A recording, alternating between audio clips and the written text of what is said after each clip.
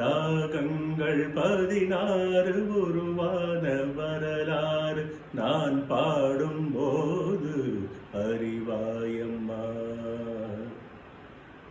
ராகங்கள் 16 உருவான வரலாறு நான் பாடும்போது அறிவாயம்மா.